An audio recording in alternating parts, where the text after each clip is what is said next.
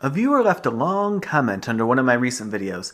It said this isn't about personal gain because Trump's already a billionaire.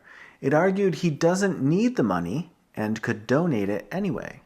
And that idea, that wealth or good intentions make the rules optional, is worth unpacking. Not to argue, but to get clear on how the system is supposed to work. Here's the moment we're talking about.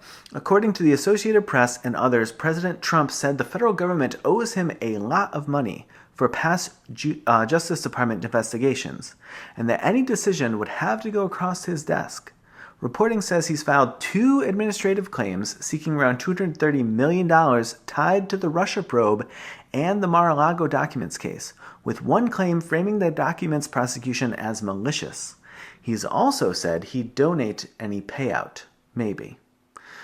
First, the Constitution. Article 2 sets a fixed presidential compensation and says the president shall not receive within that period any other emolument from the United States or any of them. In plain language, no additional payments or benefits beyond what Congress has set. A government payout to a sitting president, especially one arising from investigations of the president, would face Emoluments Clause scrutiny and could be barred, even if promised for charity. The point isn't whether someone is rich. The point is whether public power can be used to authorize personal benefit. Second, the paycheck claim. During his first term, Trump said he donated his $400,000 salary each year. By law, presidents are still paid. They can donate the money afterward.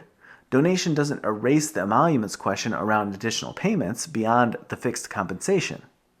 There's also the matter of process. These claims sit inside the Justice Department, which normally handles approvals through career channels with set thresholds. That's how you keep personal interests from steering official outcomes.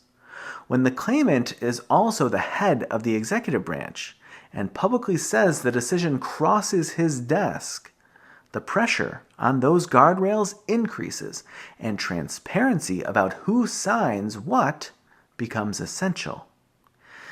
And then there's the role of the courts.